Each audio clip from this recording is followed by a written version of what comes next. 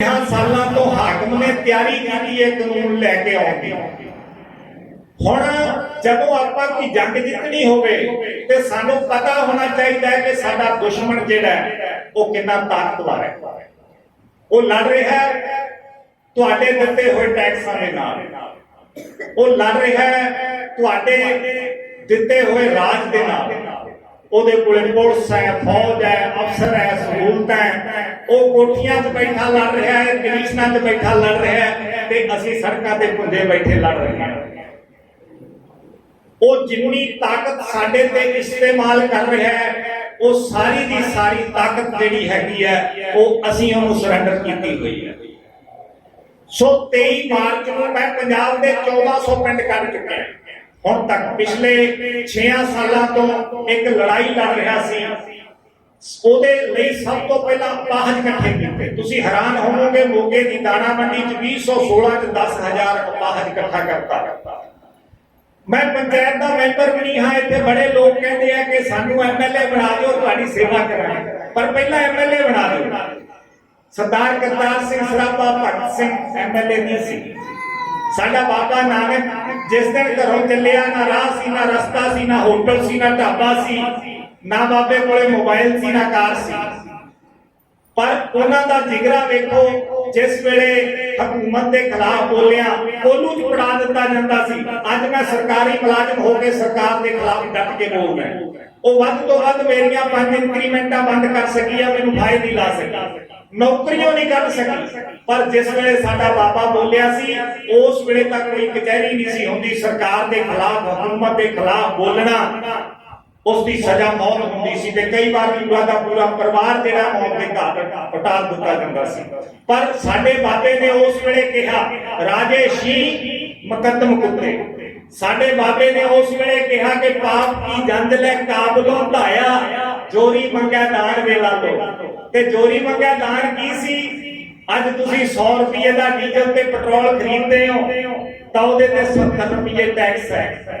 मेरिया मावां मेरिया भैणां जिन्हां कोले कार जीप है नहीं, जिन्हां दे घर जो टैंपू ते बहिंदियां बस ते चढ़दियां, सो अज हाकम ने 2 दिन पहला किराया माफ किया। मैं सोच रहा सी कि पिंडां च तां सरकारी बस ही नहीं जाती। उदों अगली गल कि 20 बसां पहला लंघदियां ते उदों बाद सरकारी बस आउंदी है। हुण की होऊगा? साडियां अनपढ़ बीबियां बेचारियां उन्हां ने कनैक्टरां नाल लड़ी जाना भी कैप्टन अमरिंदर सिंह ने दा किराया माफ कीता, तू मंगी जाना। उहने कहना बस प्राइवेट है। सो कहण दा भाव यह है कि जिन्ना कुछ सरकार ने दिता है, हुण 50,000 सरकारी नौकरी करती है। पब्लिक सर्विस कमीशन दे विच नौकरी लैनी है ते फार्म भरन वास्ते 3,000 रुपया फीस है। अब पटवारियां दी पोस्टां निकलियां 1,000 फीस है ते 1000 पोस्ट निकली है, 5 लाख ने अप्लाई किया। हुण उन्हां तो पैसा लैके थोड़ा जिहा पैसा वो बसां बुसां वाले पासे पा देना है ते दूजा पैसा जिहड़ी थोड़ी जी पेंशन वधाई है और वधाई है वो लागू अजे 7वें महीने च जाके होई है। सो सवाल यह है कि यह हाकम सानू बेवकूफ बना रहा है। ਜਿਹੜੀਆਂ ਚੀਜ਼ਾਂ ਨਾਲ पैसा सरकारी खजाने च जाना है ਉਹਨੂੰ लुट के सीधा ही बाहर दी बाहर लेके जा रहा है। कल्ला आपां रेता बजरी की गल कर लीए 100 करोड़ रुपया हर रोज घपला किया जाता है।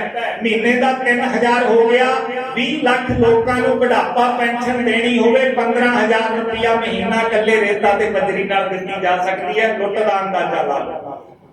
हुण सवाल सिर्फ इन्ना ही है कि असीं गुरुद्वारा साहब आउणे एक बेनती दास होर करदा है कि असीं एक भरम पाल लिया कि तकदीरां जिहड़ियां हैगियां वो गुरुद्वारे जाके पढ़दियां, मंदिर च पढ़दियां, मस्जिद च पढ़दियां। नहीं, ये गुरु साहब भी कहते हैं कि इत्थे नहीं पढ़दी, इत्थे ज़मीरां बनदियां। ज़मीरां असीं जिउणा सीखना है, असीं जीवन दे अकीदे ते विश्वास सीखने हैं, असीं समाज लई लड़ना सीखना है गुरुद्वारियां मंदिरां ते मस्जिदां च जाके। पर अफसोस की गल है कि इन्हां दा प्रबंध भी असीं बेज़मीरियां नूं सौंप दित्ता है। साडीआं तकदीरां विधान सभा च बनदियां, साडीआं तकदीरां संसद च बनदियां। आपां घरे 2 वक्त दी रोटी लई सब्जी लैनी होवे कल्ला कल्ला आलू ते गंढा देख के लाउने आ भी किते खराब ना पै ते जिन्हां ने साडी उमरां दी रोटी दे फैसले करने आ ਜਿਨ੍ਹਾਂ ਨੇ ਸਾਡੇ ਬੱਚਿਆਂ ਨੂੰ ਐਜੂਕੇਸ਼ਨ ਦੇਣੀ ਹੈ, ਜਿਨ੍ਹਾਂ ਨੇ ਸਾਡੇ ਬਜ਼ੁਰਗਾਂ ਨੂੰ ਦਵਾਈ ਦੇਣੀ ਹੈ ਹਸਪਤਾਲਾਂ, ਸਾਨੂੰ ਆਲੇ ਦੁਆਲੇ ਸਾਫ ਸੁਥਰਾ ਵਾਤਾਵਰਨ ਦੇਣਾ, ਥਾਣਿਆਂ ਤੇ ਨਿਆਂ ਦੇਣਾ, ਉਹਨਾਂ ਨੂੰ ਚੁਣਨ ਵਾਸਤੇ ਅਸੀਂ ਕਹਿੰਦੇ ਆ ਫਲਾਣੇ ਬਾਬਾ ਜੀ ਨੇ ਕਹਿਤਾ ਸੀ ਚਲੋ ਵੋਟਾਂ ਪਾ ਦਿਓ, ਫਲਾਣੇ ਥਾਂ ਤੋਂ ਫੁੱਫੜ ਜੀ ਆ ਗਏ ਜੀ ਕਹਿ ਕੇ ਵੋਟਾਂ ਪਾ ਦਿਓ। ਦੇਖੋ ਉਹਦੇ ਲਈ ਜਾਗਣਾ ਪਏਗਾ। 23 ਮਾਰਚ ਨੂੰ ਸ਼ਹੀਦ ਭਗਤ ਸਿੰਘ ਹੋਰਾਂ ਦੀ ਸਮਾਧ ਤੋਂ ਇੱਕ ਨਾਰਾ ਦੇਾਂਗੇ, ਸੰਪੂਰਨ ਲੋਕਤੰਤਰ, ਪੂਰਨ ਆਜ਼ਾਦੀ। ਜਿੰਨਾ ਚਿਰ ਸੰਪੂਰਨ ਲੋਕਤੰਤਰ ਨਹੀਂ ਆਉਂਦਾ ਉਹਨਾਂ ਚਿਰ ਆਪਾਂ ਨੂੰ ਪੂਰੀ ਆਜ਼ਾਦੀ ਨਹੀਂ ਮਿਲ ਸਕਦੀ। ਇਹ ਲੋਕਤੰਤਰ ਲੋਕਾਂ ਤੇ ਟਿਕਿਆ ਹੋਇਆ ਨਹੀਂ ਹੈ, ਇਹ ਲੋਕਤੰਤਰ ਨੋਟਾਂ ਤੇ ਟਿਕਿਆ ਹੋਇਆ ਲੋਕਤੰਤਰ ਹੈ। ਸਰਕਾਰਾਂ ਪਹਿਲਾਂ ਵਿਕਦੀਆਂ ਫਿਰ ਬਣਦੀਆਂ।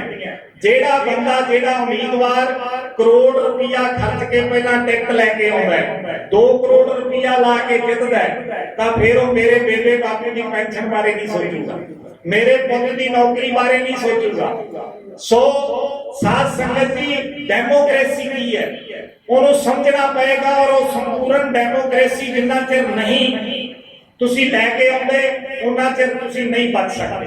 ਅੱਜ ਸਾਡੇ ਸੂਬੇ ਦੀ ਹਾਲਤ ਬਹੁਤ ਮਾੜੀ ਹੈ। ਮਤ ਸਮਝੋ ਕਿ ਤੁਹਾਡੇ ਕੋਲੇ ਬੈਂਕ ਦੇ ਵਿੱਚ ਚੋਖੇ ਪੈਸੇ ਪਏ ਆ, ਤੁਹਾਡੇ ਕੋਲੇ ਸੋਹਣੀ ਜਾਇਦਾਦ ਹੈ, ਤੁਹਾਡੀ ਕੋਠੀ ਦੀਆਂ ਕੰਧਾਂ ਉੱਚੀਆਂ ਤੇ ਤੁਸੀਂ ਮਹਿਫੂਜ਼ ਹੋ। ਜਿਸ ਵੇਲੇ ਤੁਸੀਂ ਘਰੋਂ ਨਿਕਲਦੇ ਆ ਗੱਡੀ ਲੈ ਕੇ, ਅਵਾਰਾ ਪਸ਼ੂ ਜਦੋਂ ਗੱਡੀ ਦੇ ਵਿੱਚ ਵੱਜਦਾ ਤਾਂ ਉਹ ਇਹ ਨਹੀਂ ਦੇਖਦਾ ਕਿ ਇਹ ਬਰਾੜ ਸਾਹਿਬ ਦੀ ਗੱਡੀ ਹੈ ਕਿ ਗਰੇਵਾਲ ਸਾਹਿਬ ਦੀ, ਇਹ ਕਿਰਾਏ ਤੇ ਕਰਕੇ ਲੈ ਕੇ ਆਇਆ ਕਿ ਇਹਦੀ ਮਾਲਕੀ ਦੀ ਗੱਡੀ ਹੈ, ਇਹ ਨਹੀਂ ਦੇਖਦਾ। ਸੋ ਸਾਡੀ ਸਮੱਸਿਆ ਅਵਾਰਾ ਪਸ਼ੂ ਹੈ। ਅੱਜ ਘਰ ਘਰ ਕੈਂਸਰ ਵਿਸ਼ੇ ਹੋਏ ਆ। ਇਹ ਸਾਡੇ ਆਗੂ ਜਿਹੜੇ ਆ ਬੇਹੱਦ ਮੂਰਖ ਹੈ। ਗੁਰੂ ਸਾਹਿਬ ਨੇ ਬਿਲਕੁਲ ਸਾਫ਼ ਕਿਹਾ, ਕੂੜ ਬੋਲ ਮਰਦਾਰ ਖਾਏ, ਅਵਰੀ ਕੋ ਸਮਝਾਵਣ ਜਾਏ, ਮੁੱਠਾ ਆਪ ਮਹਾਏ ਥਾਪੈ, ਨਾਨਕ ਐਸਾ ਆਗੂ ਜਾਪੈ। ਸਾਡੇ ਆਗੂਆਂ ਬਾਰੇ ਗੁਰੂ ਸਾਹਿਬ ਨੇ ਕਿਹਾ ਕਿ ਜਿਹੜਾ ਕੂੜ ਬੋਲਦਾ, ਕੂੜ ਦੀ ਵਰਜ ਕਰਦਾ, ਉਹ ਆਪ ਵੀ ਠੱਗਿਆ ਜਾ ਰਿਹਾ, ਉਹ ਆਗੂ ਤੇ ਲੋਕਾਂ ਨੂੰ ਵੀ ਠੱਗ ਰਿਹਾ।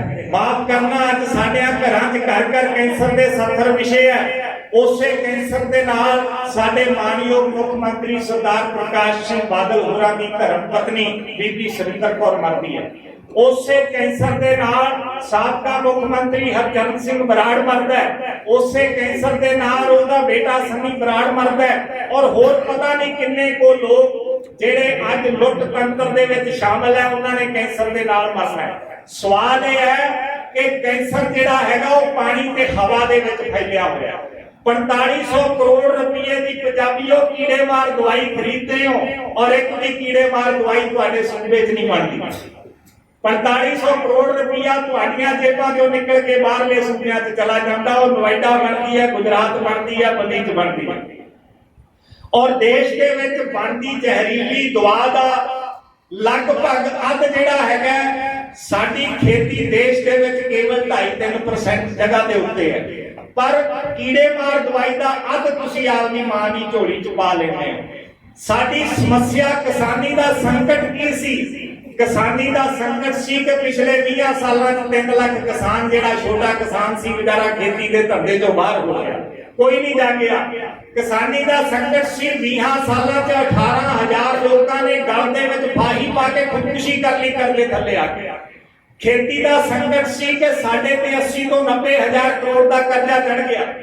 ਖੇਤੀ ਦਾ ਸੰਕਟ ਹੈ ਕਿ ਆਉਣ ਵਾਲੇ 20 ਸਾਲਾਂ 'ਚ ਤੁਹਾਡੇ, ਆਉਣ ਵਾਲੇ 7 ਸਾਲਾਂ 'ਚ ਤੁਹਾਡੇ ਬੱਚਿਆਂ ਨੂੰ ਪੀਣ ਵਾਲਾ ਪਾਣੀ ਨਹੀਂ ਜੇ ਲੱਭਣਾ। ਇਹ ਸੰਕਟ ਹੈ, ਪਰ ਉਹਦੇ ਵੱਲ ਕਿਸੇ ਦਾ ਧਿਆਨ ਨਹੀਂ ਸੀ। ਅਸੀਂ ਉਸ ਦਿਨ ਉੱਠੇ ਆ ਜਿਸ ਦਿਨ ਸਾਨੂੰ ਪਤਾ ਲੱਗ ਗਿਆ ਕਿ ਸਾਡਾ ਕਣਕ ਤੇ ਝੋਨਾ ਨਹੀਂ ਵਿਕਣਾ। ਅੱਜ ਅਸੀਂ ਕਹਿ ਰਹੇ ਹਾਂ ਅਸੀਂ ਕੰਟਰੈਕਟ ਫਾਰਮਿੰਗ ਦੇ ਖਿਲਾਫ ਹਾਂ ਤੇ 1966 ਤੋਂ ਅੱਜ ਤੱਕ ਕਰਦੇ ਕੀ ਆਏ ਆ? ਕੰਟਰੈਕਟ ਫਾਰਮਿੰਗ ਕਰਦੇ ਆਏ ਆ। ਕੇਂਦਰ ਤੁਹਾਨੂੰ ਪੈਸੇ ਦਿੰਦਾ ਤੇ ਤੁਹਾਡਾ ਕਣਕ ਝੋਨਾ ਚੱਕ ਲੈਂਦਾ। ਤੁਹਾਡੀ ਸਰਕਾਰ ਨੇ ਕੀਤਾ ਕੀ ਹੈ ਪਿਛਲੇ ਸਾਲਾਂ ਦੇ ਵਿੱਚ? ਤੁਹਾਡੀ ਸਰਕਾਰ ਕੋਲੇ 18 ਵਿਭਾਗ ਹੈ ਜਿਹੜੇ ਖੇਤੀ ਦੇ ਨਾਲ ਜੁੜੇ ਹੋਏ ਆ। ਵੇਅਰ ਹਾਊਸ ਹੈ, ਪਨਸਪ ਹੈ, ਪਨਗ੍ਰੇਨ ਹੈ, ਮਾਰਕਫੈਡ ਹੈ, ਮਿਲਕਫੈਡ ਹੈ, ਪੰਜਾਬ ਐਗਰੀ ਐਕਸਪੋਰਟ ਹੈ, ਪਸ਼ੂ ਪਾਲਣ ਵਿਭਾਗ ਹੈ, ਮੰਡੀਕਰਨ ਬੋਰਡ ਹੈ। 18 ਵਿਭਾਗ ਹੈ। 18 ਦੇ 18 ਵਿਭਾਗ ਖੇਤੀ ਵਾਸਤੇ ਕੰਮ ਨਹੀਂ ਕਰਦੇ। ਇਹਨਾਂ ਲੀਡਰਾਂ ਨੇ ਆਪਦੇ ਚੌਧਰੀਆਂ ਨੂੰ ਚੇਅਰਮੈਨੀਆਂ ਦੇਣ ਵਾਸਤੇ ਰੱਖੇ ਹੋਏ ਆ। कोई चेयरमैन है, कोई वाइस चेयरमैन है, कोई डायरेक्टर है, और ਜਾਂ ਉਹਨਾਂ ਵਿਭਾਗਾਂ ਤੇ ਕਰਜ਼ਾ ਚੁੱਕਿਆ ਜਾਂਦਾ ਹੈ। ਪੰਜਾਬੀਓ, ਤੁਹਾਡੇ ਸੂਬੇ ਦੀ ਕਮਾਈ 50,000 ਕਰੋੜ ਰੁਪਈਆ, ਖਰਚਾ 75,000 ਕਰੋੜ ਰੁਪਈਆ ਸਾਲ ਦਾ। ਤੁਸੀਂ ਹੈਰਾਨ ਹੋਵੋਗੇ ਐਮਪੀ ਦੇ ਬਜਟ ਦੇ ਵਿੱਚ ਅਸੀਂ 38,000 ਕਰੋੜ ਰੁਪਈਆ ਵਿਆਜ ਦੇਣਾ ਔਰ ਅਗਲੇ ਸਾਲ 35,000 ਕਰੋੜ ਰੁਪਈਆ ਹੋਰ ਚੁੱਕ ਲੈਣਾ। ਸੋ ਅੰਗਰੇਜ਼ਾਂ ਨੇ ਉਹਨਾਂ ਲੁੱਟਿਆ ਸੀ ਜਿੰਨਾ ਤੁਹਾਡੇ ਪਿਓ ਤੇ ਦਾਦੇ ਦੇ ਕੋਲੇ ਸੀ, ਮੁਗਲਾਂ ਨੇ ਉਹਨਾਂ ਲੁੱਟਿਆ ਜਿੰਨਾ ਤੁਹਾਡੇ ਵੱਡ ਵਡੇਰਿਆਂ ਦੇ ਕੋਲੇ ਸੀ। ਇਹ ਸਰਕਾਰਾਂ ਤੁਹਾਡੇ ਸਿਰ ਤੇ 3.25 ਲੱਖ ਕਰੋੜ ਰੁਪਏ ਦਾ ਕਰਜ਼ਾ ਲੈ ਕੇ ਵੀ ਖਾਣੀਆਂ। ਅਸੀਂ ਉਹਨਾਂ ਕੈਪਟਨਾਂ ਤੇ ਬਾਦਲਾਂ ਨੂੰ ਪਿੰਡ-ਪਿੰਡ ਬੈਠੇ ਵੱਡਿਆਂ ਸਰਦਾਰਾਂ ਦੇ ਸਿਰਾਂ ਤੇ ਬਿਠਾ ਕੇ ਰੱਖਿਆ ਜਿਨ੍ਹਾਂ ਨੇ ਤੁਹਾਡੇ ਬੱਚਿਆਂ ਦੇ ਪੇਟ ਤੇ ਕਾਠ ਦੀਆਂ ਰੋਟੀਆਂ ਬੰਨ੍ਹਤੀਆਂ। ਅਸੀਂ ਅਰਦਾਸ ਕਰਦੇ ਹਾਂ ਕਿ ਜਿਨ੍ਹਾਂ ਗੁਰਧਾਮਾਂ ਤੋਂ ਪੰਥ ਨੂੰ ਵਿਛੋੜਿਆ ਗਿਆ ਉਹਨਾਂ ਦੇ ਖੁੱਲੇ ਦਰਸ਼ਨ ਦਿਦਾਰੇ ਬਖਸ਼ੋ, ਤੇ ਨਾਲ ਹੀ ਕਹਿੰਦੇ ਆ ਕਿ ਮਹਾਰਾਜ ਮੇਰੇ ਪੁੱਤ ਨੂੰ PR ਮਿਲ ਜੇ। ਗਦਰੀ ਬਾਬੇ 150 ਸਾਲ ਪਹਿਲਾਂ ਤੁਹਾਡੇ ਲਈ ਆ ਕੇ ਆਪਣੀਆਂ ਚੰਗੀਆਂ ਜ਼ਿੰਦਗੀਆਂ ਕੁਰਬਾਨ ਕਰਕੇ ਸ਼ਹੀਦ ਹੋ ਗਏ। ਕਰਤਾਰ ਸਿੰਘ ਸਰਾਭੇ ਦੀ ਉਮਰ 16 ਸਾਲ ਦੀ ਸੀ ਜਦੋਂ ਉਹਦਾ ਬਾਬਾ ਉਹਨੂੰ ਅਮਰੀਕਾ ਦੀ ਬਰਕਲੇ ਯੂਨੀਵਰਸਿਟੀ 'ਚ ਪੜ੍ਹਨ ਵਾਸਤੇ ਭੇਜਦਾ ਸੀ, ਦਿਹਾੜੀਆਂ ਕਰਨ ਜਾਂਦੇ ਆ, ਔਰ 19 ਸਾਲਾਂ ਦੀ ਉਮਰ 'ਚ ਆ ਕੇ ਆਪਣੇ ਲਈ ਸ਼ਹੀਦ ਹੋ ਗਿਆ। ਸਾਨੂੰ ਝਾਤ ਮਾਰਨ ਦੀ ਲੋੜ ਹੈ। ਅਸੀਂ ਆਪਦੀ ਧੀ ਦੀ ਉਮਰ ਨਾਲੋਂ ਦੁੱਗਣੀ ਉਮਰ ਦਾ ਮੁੰਡਾ ਲੱਭ ਕੇ ਕੁੜੀ ਤੋਰ ਦਿੰਦੇ ਆ ਕਿ ਸਾਰੇ ਜਾਣੇ ਜਾ ਕੇ ਬਾਹਰ ਦਿਹਾੜੀਆਂ ਕਰਾਂਗੇ, ਜ਼ਿੰਦਗੀ ਸੈੱਟ ਹੋ ਜੂਗੀ। ਸੋ ਬਾਹਰ ਜਦੋਂ PR ਮਿਲਦੀ ਹੈ ਤਾਂ ਉਹ ਲਿਖ ਦਿੰਦੇ ਆ ਕਿ ਅਸੀਂ ਤੁਹਾਡਾ ਬਿਸਤਰਾ ਕਿਸੇ ਵੇਲੇ ਵੀ ਤੁਹਾਡੇ ਸਿਰ ਤੇ ਚੁਕਾ ਸਕਦੇ ਹਾਂ। ਪਿਛਲੀ ਚੋਣ ਅਮਰੀਕੀਆਂ ਲਈ ਕਹਿ ਕੇ ਲੜੀ ਗਈ ਹੈ। 60 ਸਾਲਾਂ ਤੋਂ ਜਿਹੜਾ ਭਾਰਤੀ ਉੱਥੇ ਬੈਠਾ ਸੀ ਉਹਦੇ ਹੋਟਲ ਨੂੰ ਅੱਗ ਲਾਤੀ ਅਮਰੀਕਾ ਦੇ ਵਿੱਚ ਵੀ। ਜੇ ਭਾਰਤ 'ਚ ਅੱਜ ਗੱਲ ਕੀਤੀ ਜਾਂਦੀ ਹੈ ਕਿ ਅਸੀਂ ਮੁਸਲਮਾਨਾਂ ਨੂੰ ਇੱਥੋਂ ਭਜਾ ਦੇਣਾ ਤੇ ਕੱਲ ਨੂੰ ਅਮਰੀਕਾ ਕੈਨੇਡਾ ਦੇ ਵਿੱਚੋਂ ਵੀ ਤੁਹਾਨੂੰ ਤੋੜਨ ਦੀ ਗੱਲ ਉੱਠ ਸਕਦੀ ਹੈ। ਉਸ ਵੇਲੇ ਕੀ ਕਰੋਗੇ? ਉਸ ਵੇਲੇ ਤੁਹਾਡਾ ਪੰਜਾਬ ਨਹੀਂ ਬਚੇਗਾ।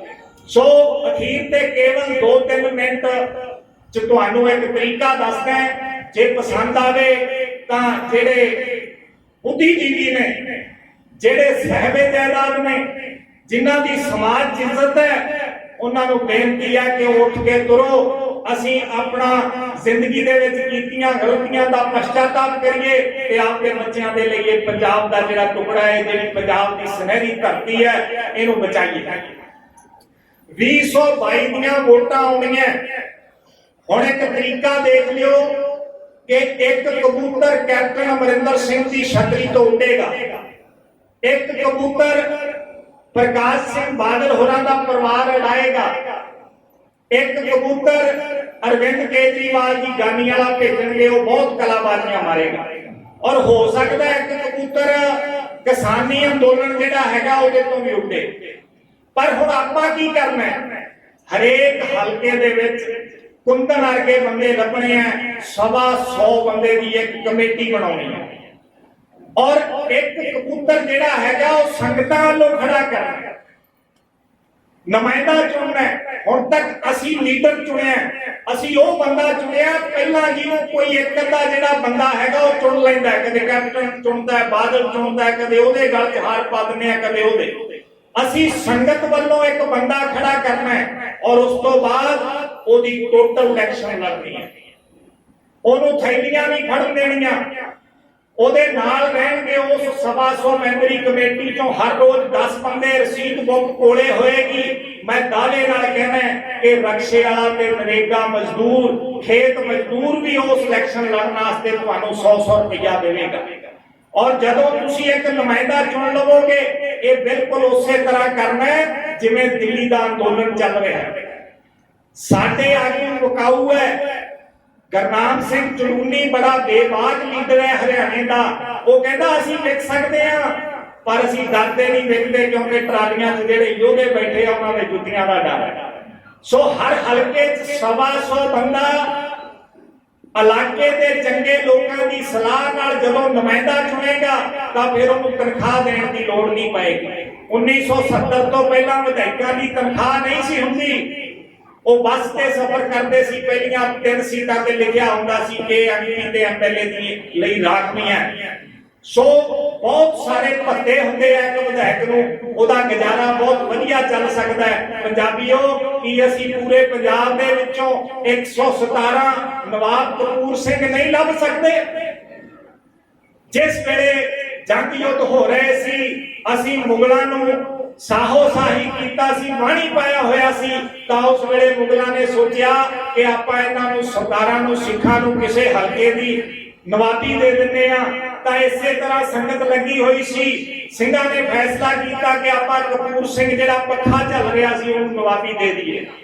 ਉਹਨੂੰ ਹੁਕਮ ਕੀਤਾ ਗਿਆ ਕਿ ਤੈਨੂੰ ਨਵਾਬ ਬਣਾਉਣਾ ਹੈ। ਉਹ ਕਹਿੰਦਾ ਨਹੀਂ, ਮੈਂ ਬਣਨਾ ਨਹੀਂ।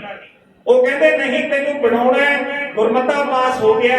ਉਹ ਕਹਿੰਦੇ ਵੀ ਇੱਕ ਸ਼ਰਤ ਤੇ ਬਣਾਂਗਾ, ਸਵੇਰ ਵੇਲੇ ਪਹਿਲਾਂ ਵਾਂਗ ਘੋੜਿਆਂ ਦੀ ਲਿੱਦ ਸਿੱਟਣ ਦੀ ਸੇਵਾ ਕਰਾਂਗਾ, ਉਸ ਤੋਂ ਬਾਅਦ ਸੰਗਤ ਲਈ ਪਾਣੀ ਢੋਵਾਂਗਾ, ਉਸ ਤੋਂ ਬਾਅਦ ਨਵਾਬੀ ਦਾ ਤਾਜ ਆਪਦੇ ਸਿਰ ਤੇ ਰੱਖਾਂਗਾ। ਪੰਜਾਬੀਓ, ਤੁਸੀਂ ਉਸ ਗੁਰੂ ਦੇ ਵਰਸੋਏ ਹੋਏ ਹੋ, ਤੁਸੀਂ ਉਹਨਾਂ ਸ਼ਹੀਦਾਂ ਦੇ ਵਾਰਸ ਹੋ ਜਿਨ੍ਹਾਂ ਦੇ ਜਿਗਰੇ, ਜਿਨ੍ਹਾਂ ਦੇ ਦਿਲੋਂ ਦਿਮਾਗ ਤੇ ਕੁਰਬਾਨੀਆਂ ਤੇ ਆਪਾ ਵਾਰਨ ਦਾ ਜਿਹੜਾ ਹੈਗਾ ਉਹ ਤਾਕਤ ਸੱਚੇ ਪਾਤਸ਼ਾਹ ਨੇ ਤੁਹਾਨੂੰ ਬਖਸ਼ੀ ਹੋਈ ਹੈ। ਆਓ ਆਪਣੀਆਂ ਫੌਜੀ ਨਜ਼ਰਾਂ ਦੇ ਨਾਲ ਹਰ ਹਲਕੇ ਦੇ ਵਿੱਚੋਂ ਇੱਕ ਨੁਮਾਇੰਦਾ ਚੁਣਨਾ ਸਿੱਖੀਏ ਔਰ ਆਉਣ ਵਾਲੀ ਜਿਹੜੀ ਸਰਕਾਰ ਹੈਗੀ ਹੈ ਉਹ ਆਮ ਲੋਕਾਂ ਦੀ ਸੰਪੂਰਨ ਲੋਕਤੰਤਰ ਦੀ ਸਰਕਾਰ ਬਣਾਈ ਜਾਵੇ, ਉਹਨਾਂ ਸ਼ਹੀਦਾਂ ਦੇ ਸੁਪਨਿਆਂ ਦੀ ਸਰਕਾਰ ਬਣਾਈ ਜਾਵੇ। ਅਗਲੀ ਇਲੈਕਸ਼ਨ ਅਹਿਸਾਸ ਨਾਲ ਲੜਨੀ ਹੈ। ਸਾਨੂੰ ਅਹਿਸਾਸ ਹੋਣਾ ਚਾਹੀਦਾ ਕਿ ਅਸੀਂ ਆਪਦੇ ਬੱਚਿਆਂ ਲਈ ਪੀਣ ਵਾਲਾ ਪਾਣੀ ਤੇ ਪੰਜਾਬ ਬਚਾਉਣਾ ਹੈ। ਅਗਲੀ ਇਲੈਕਸ਼ਨ ਅਸੀਂ ਜਜ਼ਬਾਤਾਂ ਨਾਲ ਲੜਨੀ ਹੈ। ਇਹ ਸਾਡੇ ਗੁਰੂ ਦੇ ਨਾਲ ਨਾਇਨਸਾਫੀ ਹੋਈ ਹੈ। ਸਾਡੇ ਗੁਰੂ ਦੇ ਸ਼ਹਾਦਤ ਦੇ ਦਿੱਤੀ ਹੁਣ ਤੱਕ ਗੁਰੂ ਨੇ ਪੰਜਾਬੀਓ ਆਪਦੇ ਅੰਗ ਫੜਵਾ ਕੇ ਗਲੀਆਂ ਨਾਲੀਆਂ ਦੇ ਵਿੱਚ ਸੜਵਾ ਲਏ। ਸਾਡੀਆਂ ਅੱਖਾਂ ਤੋਂ ਇਹਨਾਂ ਕੈਪਟਨਾਂ ਤੇ ਬਾਦਲਾਂ ਦਾ ਕਾਲੀਆ ਮੋਤੀਆ ਲਾਉਣ ਵਾਸਤੇ। ਸੋ ਸਾਨੂੰ ਹੁਣ ਜਾਗਣਾ ਚਾਹੀਦਾ ਹੈ। ਅਸੀਂ ਗੁਰੂ ਨੂੰ ਇਨਸਾਫ ਦਿਵਾਉਣਾ ਹੈ, ਅਸੀਂ ਗੁਰੂ ਦੀ ਕਿਰਪਾ ਨਾਲ ਇਨਸਾਫ ਲੈਣਾ ਹੈ। ਅਗਲੀ ਇਲੈਕਸ਼ਨ ਸਮਝ ਦੇ ਨਾਲ ਲੜਨੀ ਹੈ। ਸੋ ਇਹਦੀਆਂ ਬੇਨਤੀਆਂ ਕਰਕੇ ਤੁਸੀਂ ਬਹੁਤ ਹੀ ਧਿਆਨ ਤੇ ਪਿਆਰ ਦੇ ਨਾਲ ਇਹ ਗੱਲਾਂ ਸੁਣੀਆਂ। ਬਹੁਤ ਬਹੁਤ ਸ਼ੁਕਰੀਆ। ਗੱਜ ਕੇ ਫਤਿਹ ਬੁਲਾਓ। ਵਾਹਿਗੁਰੂ ਜੀ ਕਾ ਖਾਲਸਾ, ਵਾਹਿਗੁਰੂ ਜੀ ਕੀ ਫਤਿਹ।